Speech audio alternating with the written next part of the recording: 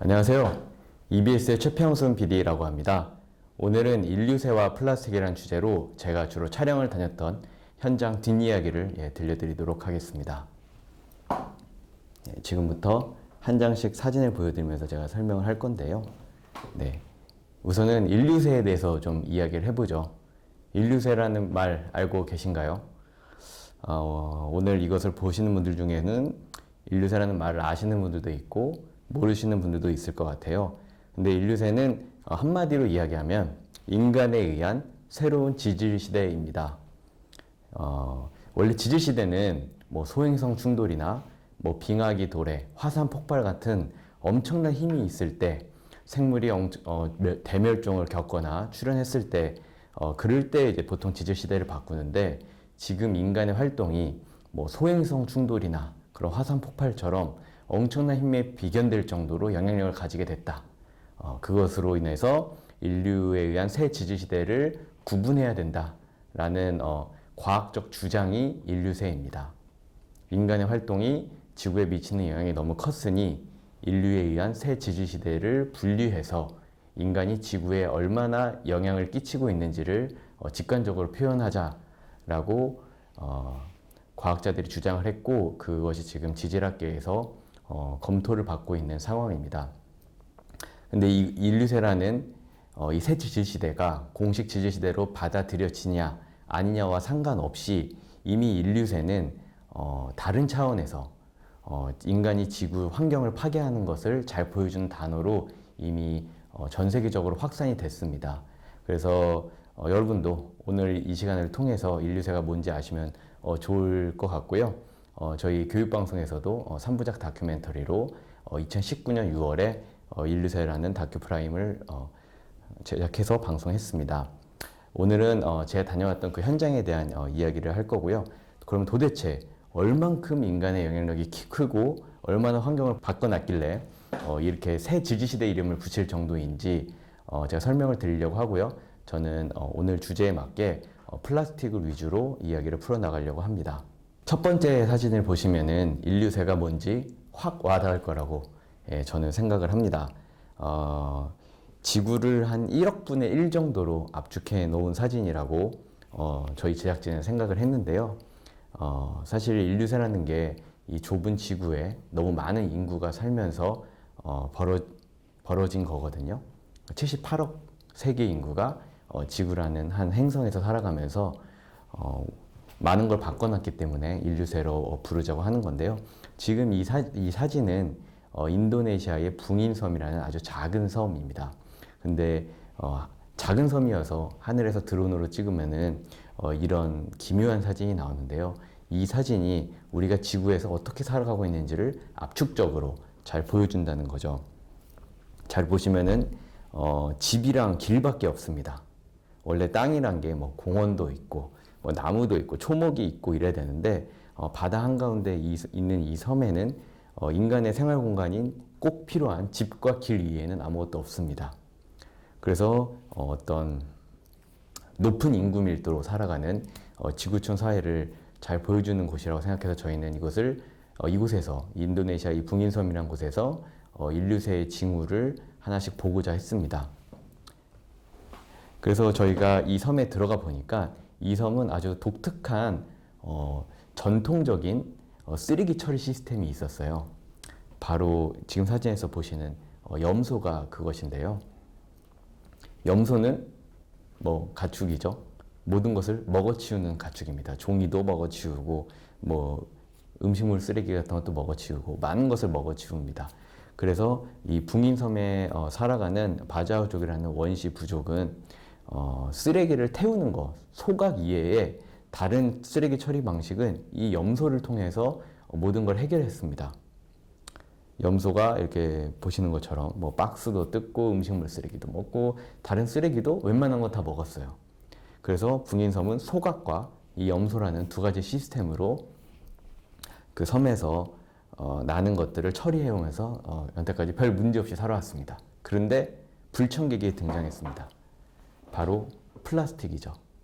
이 섬에 연립교가 놓이고 다리가 놓이고 문명이 들어오기 시작하면서 많은 것들이 이 전통 시스템으로 안 움직이기 시작했는데 그걸 가장 잘 극명하게 보여주는 것이 바로 인간이 만든 발명품 플라스틱입니다. 워낙 한 번 쓰면 편리하기 때문에 북인선 주민들도 그 플라스틱의 편의성에 당연히 중독이 됐고요.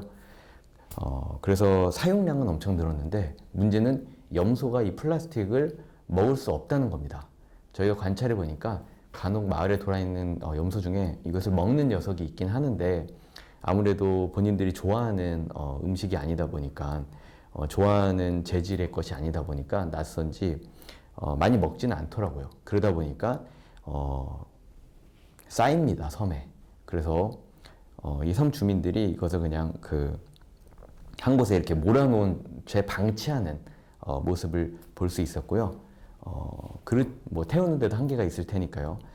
태우지 않거나 저렇게 방치된 쓰레기를 제외한 것들은 이렇게 바다에 쓸려 나가거나 아니면은 아까 모아놓은 방치한 곳에서 뭐 바람에 날려서 이런 식으로 바다로 흘려가고 있었습니다. 뿐만 아니라 이 붕인섬은 바자오족이라는 어업이 중심인 원시 부족들이 살아가는 곳인데요. 물고기를 잡아서 살아가는 바자오족에게 바다는 중요한 삶의 터전이죠. 근데 이 물속에서도 플라스틱을 심심치 않게 볼 수 있었습니다. 수심 깊은 곳에서도 플라스틱이 폐 어구와 함께 바닥에 있는 모습도 종종 볼 수 있었고요. 그래서 붕인섬이라는 한 곳에 육상과 해상 그리고 해저 모두 플라스틱을 흔하게 볼 수 있었다. 네, 그래서 이곳이 인류세의 전 지구적 현장 중에 한 군데다. 인류세의 징후를 잘 보여주는 곳이라는 것을 이제 확인할 수 있었습니다. 네, 그러면은 붕인섬 사례를 통해서 인류세가 뭔지 보여줬고 인류세에서 플라스틱이 어떤 의미를 차지하고 있는지를 제가 좀 설명을 했다고 생각을 하고요. 지금부터는 플라스틱 글로머레이트라는 새로운 개념을 통해 인류세에 대해서 더 이야기를 해보도록 하겠습니다. 지금부터 이야기할 것은 플라스틱 글로머레이트라는 것인데요. 앞서 제가 인류세를 설명한 것처럼 많은 학자들이 인류세가 인간이 지구에 미친 영향을 잘 보여주는 말이라고 생각을 하는데 그 인류세의 가장 강력한 증거로 제시되는 것이 바로 플라스틱입니다. 그 중에서도 플라스틱 글로머레이트라는 것이 인류세의 물질적 증거라고 주장하는 사람들이 꽤 있습니다. 심지어 어떤 박물관에서는 지구의 시대를 보여주는 몇십억 년 전에 암석과 나란히 이 플라스틱 글로머레이트라는 것을 수집해서 나란히 전시를 하고 있습니다. 인류세의 물질적 증거라고 하면서요. 그래서 이 플라스틱 글로머레이트라는 것을 지금 사진에서 보실 수 있는데요. 보시면 그냥 일반 돌 같죠. 뭐 우리나라 말로 번역을 하면은 플라스틱 암석 정도라고 번역을 할 수 있을 것 같아요. 그래서 이 현무암, 기존 암석과 이 밧줄 그리고 PP로 추정되는 이 플라스틱들이 한데 엉켜서 이전에 보지 못했던 새로운 형태의 암석 형태를 띠고 있습니다. 이것을 바로 플라스틱 글로머레이트라고 합니다. 그래서 뭐 화산이 터지는 지역, 활화산이 있는 지역에는 화산 활동에 의해서 마그마가 용암이 이렇게 흘러내리죠. 그래서 땅을 흘러내려서 이렇게 바닷가 쪽으로 가게 되어 있는데 그 바닷가 쪽에 방치되어 있는 플라스틱 쓰레기들이 많습니다. 우리나라에도 많잖아요. 그래서 뭐 용암 마그마가 이렇게 해변에 방치되어 있는 플라스틱 쓰레기와 결합해서 플라스틱 글로머레이트가 탄생하기도 하고요. 뭐 용암이 없는 지역이나 뭐 다른 곳에서는 뭐 캠프파이어나 다른 인간의 활동으로 인하여 열이 발생했을 때 기존의 그 해변에 있는 플라스틱 쓰레기가 암석과 결합하게 돼서 이 플라스틱 글로머레이트가 탄생하기도 한다고 합니다. 그런 두 가지 경로로 이 신종 암석인 플라스틱 글로머레이트가 탄생하고 있습니다. 그래서 저희 EBS 제작진이 이 플라스틱 글로머레이트가 있는 곳에 직접 가보았습니다. 저희가 향한 곳은 미국 하와이의 빅아일랜드에 있는 카밀로 해변이라는 곳이고요. 이곳은 저희가 발굴한 곳이 아니라 원래부터 세계에서 가장 더러운 해변이라는 오명을 쓰고 있는 곳입니다. 사실 하와이는 굉장히 아름다운 섬이잖아요. 근데 그 아름다운 곳에 세계에서 가장 더러운 해변이 있다는 그 이야기를 듣고 굉장히 아이러니라고 생각을 했고, 저희가 그곳을 가봤어요. 그래서 그곳에 도착해서 이제 해변가를 이제 드라이브를 하고 있는데, 이렇게 뭐 해변에 도착하기도 전에 가는 길에 이렇게 미세 플라스틱 숲이 이렇게 보이더라고요.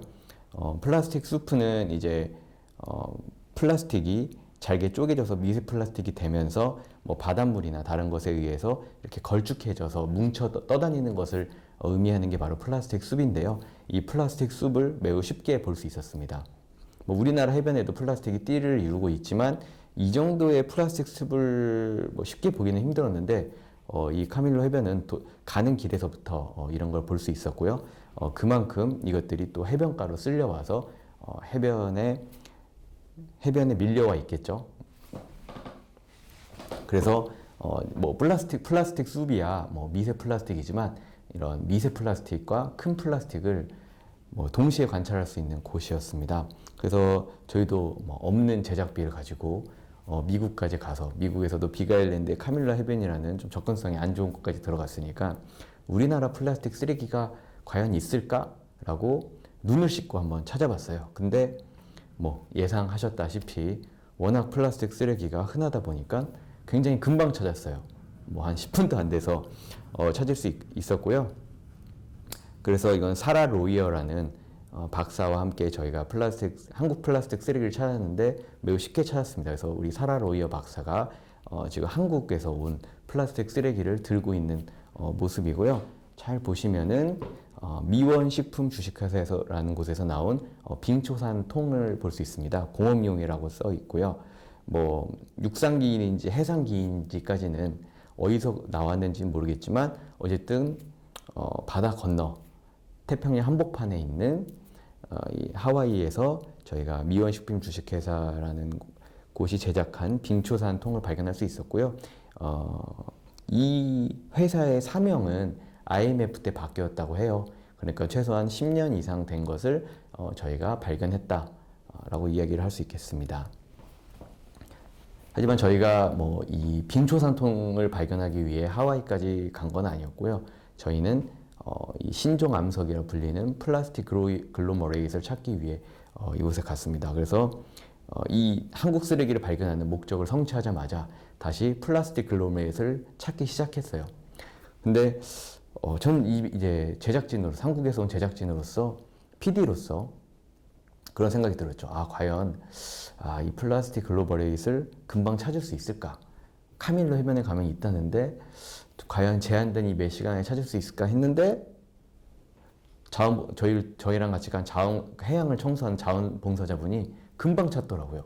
30분도 안 돼서 찾았어요. 그래서 갑자기 플라스틱 글로벌레이트다 이래가지고 진짜인가 하고 가서 봤는데 진짜 플라스틱 글로벌레이트더라고요. 그래서 지금 보시는 것이 이제 저희가 찾은 플라스틱 글로벌레이트인데, 뭐 화강암에 밧줄과 플라스틱이 덕지덕지 붙어 있었습니다. 그래서 저희는 여기서 뭐 금방 한 두세 개 정도를 금방 찾을 수 있었고요. 저희는 여기서 찾고 그냥 왔지만 네덜란드에 뮤제온이라는 과학박물관이 있어요. 그곳에는 다양한 기획전이 열리는데, 지구의 변화상을 보여주는 기획전을 열면서 이 인류세라는 시대를 잘 보여주기 위해서 이 플라스틱 글로머레이트를 여기 하와이의 이 카밀로 해변에서 수소문을 했다고 해요. 그래서 좀 되게 저희가 찾은 것보다 이 박물관에 전시되어 있는 거는 굉장히 큰 플라스틱 글로머레이트인데, 한 이만큼 되는 플라스틱 글로머레이트를 그 복잡한 통관 절차를 거쳐서 네덜란드로 들여와서 다른 지구의 시대를 보여주는 여러 암석들과 함께 전시를 하고 있었습니다. 그래서 저희가 네덜란드의 이 뮤제온이라는 박물관에 가서도 지구의 암석 선백격인 암석들과 함께 전시되고 있는 플라스틱 글로머레이트를 이제 취재할 수 있었고요. 그 수십억 년 된 시생대 때 암석들과 함께 인류세라는 시대를 표상하는 2010년대에 하와이에서 발견된 플라스틱 글로메릿이 같이 전시되어 있는 걸 보니까 되게 좀 씁쓸하더라고요. 네. 저보다 어린 녀석인데 제가 30대거든요. 저보다 더 짧은 역사를 가진 애가 벌써 저 30억 년 정도 되는 저 수십억 년 역사, 저로서 상상할 수도 없는, 전 100년밖에 못 사는데 그런 기회성 같은 역사를 가진 존재들과 함께 놓여 있다는 것이 굉장히 묘하다고 느꼈습니다. 네. 네, 그래서 인류세의 물리적 증거라고 하는 플라스틱 글로머레이트를 저희가 직접 취재할 수 있었고요. 예, 그 사례를 지금 여러분과 공유를 했습니다. 그래서 이렇게 신종 암석으로 탄생될 지격인 이 플라스틱이 또 우리나라에서는 어떻게 우리 해변가를 망치고 있는가, 우리 바다에서 어떻게 인류세를 구성하고 있는가를 취재하고 싶어졌어요. 그래서 저희는 우리 오늘 저 말고 또 다른 연사로 서시는 심원준 소장님과 함께 한국해양과학기술원 남해연구소의 도움을 받아서 남해연구소에 인접한 남해바다로 가서 플라스틱이 지구에 어떻게 영향을 미치고 있는지 알아보기로 했습니다. 한국해양과학기술원에서 발표한 논문 중에 정말 좋은 논문이 있더라고요. 우리나라 연구진이 세계 최초로 갯지렁이가 플라스틱 부표를 먹고 미세 플라스틱을 물리적으로 만드는 것에 대해 연구를 해서 그것을 논문화한 것이 있기 때문에 있더라고요. 그래서 저희가 한국해양과학기술원의 자문을 받아 그것을 직접 영상으로 구현해 보려고 했습니다. 그래서 한국해양과학기술원의 홍상희 박사와 함께 남해바다에 가서 저 부표를 하나 채집을 했어요. 그래서 지금 사진에서 보시는 저 부표는 우리나라 바닷가에서 흔하게 볼 수 있는 양식용 부표죠. 이제 발포성 폴리스타이렌 PS 재질로 되어 있는 흔히 얘기하는 스티로폼 재질의 양식장 부표입니다. 근데 저것 중에 갯지렁이가 살만한, 해양 생물이 살만한 플라스틱 부표를 저희가 신중히 골라서 이렇게 배 위로 옮겨와서 한국해양과학기술원 남해연구소로 가져갔고요. 가면서 저희랑 동행했던 홍상희 박사는 저희한테 그런 얘기를 하더라고요. 이 부표가 하나의 플라스틱 스피어를 형성하고 있다. 이제 스피어는 구체인데 저 양식용 부표 자체도 하나의 구체로서 이렇게 있는 건데 어떻게 보면 저게 지구도 동굴잖아요. 그런 것처럼 작은 지구라고 생각하실 수 있을 정도로 저 안에 부표 저 스티로폼만 있는 게 아니라 저기에 많은 해양 생물들이 붙어 있더라고요. 그래서 저 부표에는 작은 물고기들도 있었고, 뭐 작은 개도 있었고, 그 다음에 뭐 조개류도 많이 있었고요. 그리고 제가 얘기할 주인공 갯지렁이도 있었습니다. 그래서 저희는 그 중에 갯지렁이 한 마리에 주목을 했어요. 그래서 우리 박사님들에 따르면은 이 갯지렁이가 이 플라스틱을 먹는다는데 정말 먹는가? 그것을 특수 촬영을 통해 저희가 관찰하고자 했고요. 좀 편안하게 해주니까 얘가 원래는 이제 이 플라스틱 부표에 사는 놈이니까 원래 먹는 애인데 좀 뭐 카메라도 있고 낯설다 보니까 좀 적응하는데 시간이 걸렸는데 어쨌든 편안함을 느끼고 나니까 신나게 먹더라고요. 그리고 나서 그것을 분변으로 배출해서 우리나라에 있는 해양 생물종이 플라스틱을 미세 플라스틱으로 만드는 것을 저희가 영상화를 할 수 있었습니다. 근데 문제는 갯지렁이가 이것을 단순히 먹고 미세 플라스틱으로 배출하는 데서 그치지 않고 이 갯지렁이 주변에 있는 다른 해양 생물들, 저 플라스틱 스피어에 살고 있는 뭐 작은 물고기라든가 다른 조개라든가 이런 해양 생물종들이 저 미세 플라스틱을 섭취할 가능성이 꽤 높을 테고 그 해양 생물종은 또 다른 먹이사슬의 위에 있는 해양 생물종들에게 먹히겠죠. 그리고 여기가 양식용 부표라고 했으니까 양식장에 있는 거잖아요. 그러다 보니까 우리 인간의 몸속으로도 들어올 확률이 그만큼 높을 테고요. 그래서 이 플라스틱 스피어가 어떤 인류세를 잘 보여주는 또 현장이 아니었나 그런 생각을 했습니다. 이 자리를 빌어서 심원준 소장님과 한국해양 저희 프로그램에 도움을 준 한국해양과학기술원에 또 깊은 감사를 드립니다. 그래서 제가 지금까지 얘기한 것을 통해서 이 플라스틱이 얼만큼 바다를 망쳐가고 있는지를 상상하고 유추해 보실 수 있을 거예요. 근데 더 큰 문제는 바다만의 문제가 아니라는 겁니다. 육상 또한 플라스틱으로 심하게 오염돼 있고 그것은 우리 인간뿐만 아니라 야생동물에게도 커다란 피해를 주고 있습니다. 그래서 저희는 야생동물이 어떻게 고통받고 있는지 좀 알고자 했고요. 한 가지 사례를 보여드리면은 이 사진을 보시면은 거대한 뭉치가 있죠.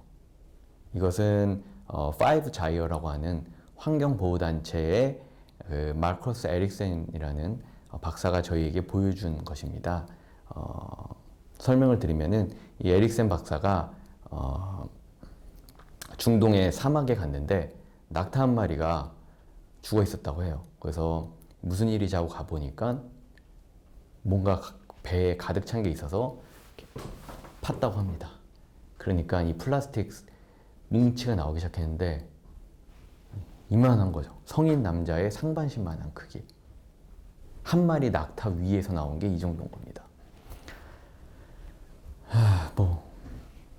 저희는 뭐 중동에서 이걸 본 건 아니고 에릭센 박사의 자택 창고에서 본 건데 막 꺼내오고 이 플라스틱 뭉치를 보여주려고 둘러싼 걸 푸는 데만 해도 시간이 한참 걸리더라고요. 그럴 정도로 엄청난 규모의 플라스틱 뭉치가 이 육상동물인 낙타의 몸에서 나왔다고 생각하니까 굉장히 마음이 아팠고요. 바다 건너 미국과 중동으로 갈 필요 없이 우리나라 또한 육상동물들이 플라스틱의 피해를 보고 있습니다. 그래서 제가 소개해드릴 야생동물은 떼까마귀인데요. 매년 겨울이 되면 우리나라로 와서 한 3월 정도에 본인들이 원래 있었던 시베리아 쪽으로 돌아가는 겨울 철새입니다. 그래서 울산 쪽에 가면은 해마다 10만 마리 정도의 떼까마귀가 우리나라에 와서 월동하고 저녁마다 군무를 펼치는 걸 볼 수 있어요. 그 울산 태화강에서 매일 저녁 군무를 펼치는데요. 이 떼까마귀를 연구하는 김성수 박사라는 분이 계십니다. 김성수 박사의 제보를 받고 저희가 이 떼까마귀가 어떻게 플라스틱을 먹는지 취재를 했고요. 이 새들은 먹을 걸 먹고 나서 소화하지 못한 것을 펠릿이라는 것으로 토해내는데 그 펠릿들을 수거해 봤더니 이런 식으로 플라스틱들이 그 펠릿 속에서 보이더라고요. 그래서 가장 많이 보이는 게 검은 고무줄과 노란 고무줄이 있고요. 그 외에도 플라스틱 조각들을 볼 수 있었습니다. 아시다시피 고무줄은 합성 고무줄도 있고 천연 고무줄도 있죠. 그중에 이 합성 고무줄에는 이제 플라스틱 성분이 많은 건데 요즘 지방에 워낙 낙곡도 없고 원래 떼까마귀의 주먹이인 낙곡이 많이 없다 보니까 굶주린 떼까마귀들이 기존의 먹이와 유사한 것이면은 입에 집어넣고 봅니다. 근데 이 고무줄 같은 경우에는 떼까마귀가 좋아하는 지렁이랑 흡사하게 생겼어요. 특히 비가 오고 나면은 이게 젖어 있을 때는 더 지렁이처럼 보입니다. 그래서 애들이 더 많이 현혹되는 것 같아요. 떼까마귀들이. 그래서 먹고 토하지 못한 것을 이렇게 펠릿으로 내놨고요. 소화가 되는 애들이 고무줄이 있는 것까지는 모르겠는데 하여튼 일단 떼까마귀의 몸속으로 들어가는 것까지는 확실합니다. 그 몸속에서 어떻게 작용하는지까지는 아직 모르겠지만요. 그래서 우리나라 육상동물인 떼까마귀도 이렇게 플라스틱을 먹고 있다. 그것을 저희 눈으로 직접 볼 수 있었습니다. 그래서 제가 지금까지 인류새와 플라스틱의 어떤 상관관계에 대해서 인류새와 플라스틱이 어떻게 관련이 되어 있는지를 잘 설명을 해드렸는데요. 한마디로 인류새와 플라스틱의 관계를 이야기를 한 문장으로 요약을 한다면 이렇게 요약할 수 있을 것 같아요. 세상에 없던 플라스틱 지층이 쌓이고 있다. 지금 이 순간에도 어디선가 플라스틱이 지층화되고 있는 거예요. 너무 많이 버려지고 너무 많이 쓰이다 보니까 그것이 버려진 것이 육상과 바다에서 층서화되고 있는 거죠. 지층으로 되고 있는 거죠. 그런데 이 화석이 되는 과정은 굉장한 많은 시간이 필요로 합니다. 그래서 우리가 육안으로 당장 볼 수는 없어요. 하지만 또 상상해 볼 수 있겠죠. 그리고 저희는 이제 다큐멘터리는 영상 매체다 보니까 저희 제작진이 그것을 인류세 다큐멘터리에서 시각적으로 구현을 했는데 지금 이 사진을 보시면은 이것은 저희 인류세 다큐멘터리의 오프닝이자 대표 이미지입니다. 먼 미래의 우주인이 지구에 와서 인류세의 흔적들을 이렇게 둘러보는 장면이에요. 그래서 우주인이 지구 여기저기를 탐사하는데 뭐 플라스틱 화석을 이제 발견하는 장면을 저희가 넣었는데요. 이 장면이 지금 이 보시는 이 그림이 외국에서 찍었다고 생각하시는 분들이 굉장히 많아요. 근데 사실 이 장면은 한국의 한 쓰레기산에서 찍은 겁니다. 진실을 말씀드리자면, 실사를 말씀드리자면 저 사진의 원본은 여기에요. 한국에 요즘 쓰레기산이 많이 솟고 있는 거 아십니까? 갈 곳을 잃은 플라스틱이 한데 버려져 가지고 산처럼 솟고 있고, 또 요즘 뭐 코로나와 다른 이유로 인하여 배달 음식과 그 택배가 늘면서 포장재 사용이 늘었잖아요. 그래서 플라스틱과 그런 포장재들이 거대한 산을 이루고 있는데요. 그 중에 한 군데로 저희가 가서 촬영을 한 거고요. 이 밑에서 보면은 이렇게 산으로서 크고, 저기 보시면은 저희 조연출이 우주복을 입고 올라가 있는 것도 보실 수 있습니다. 근데 저 산, 플라스틱 쓰레기 산 위로 올라가면은 그곳에서 보이는 풍경은 이래요. 비닐, 합성 고무 등등 많은 쓰레기가 있습니다. 플라스틱 쓰레기가 거기서 상당수를 차지하고요.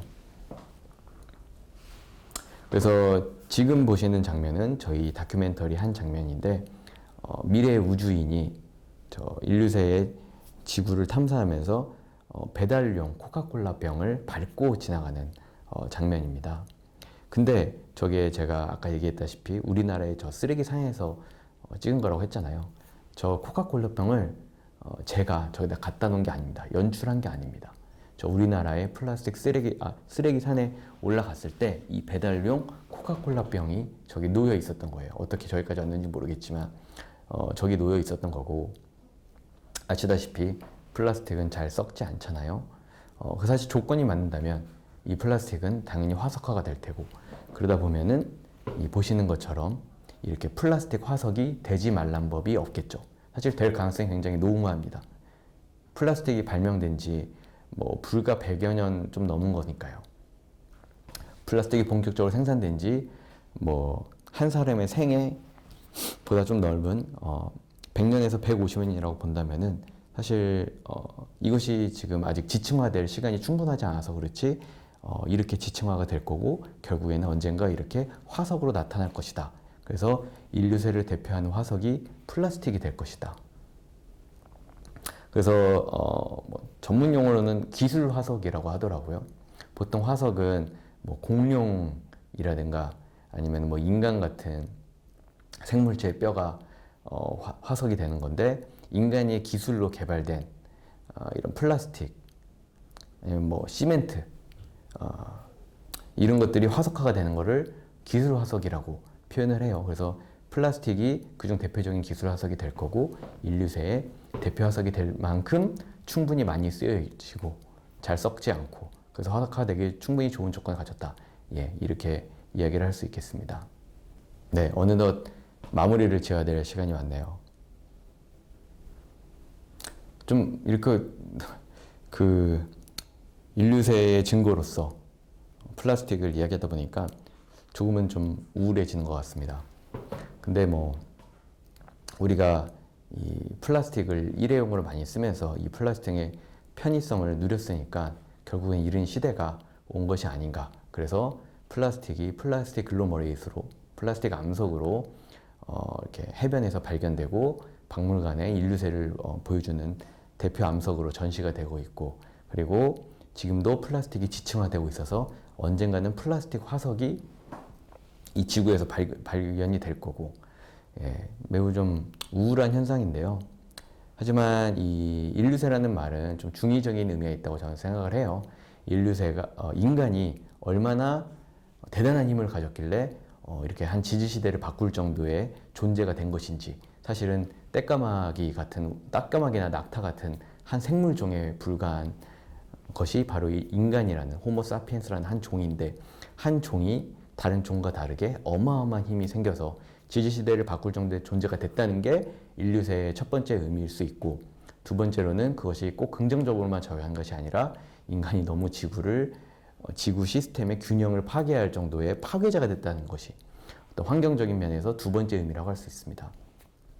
그렇다면 첫 번째 의미에 주목한다면 우리가 얻게 된 이 힘으로 우리는 좀 더 밝은 세상을 만들어 나갈 수도 있겠죠. 지금이라도 정신을 차린다면. 아니면은 뭐 더 나빠져가지고 멸종되거나 더 어두운 미래를 받게 될 수도 있겠지만, 어떤 기점에 우리는 서 있는 것 같아요. 그래서 저는 그 미래가 밝기를 바란다며, 인류세의 미래가 밝기를 바란다는 말과 함께 이번 강의를 마치도록 하겠습니다. 네, 지금까지 들어주셔서 감사합니다.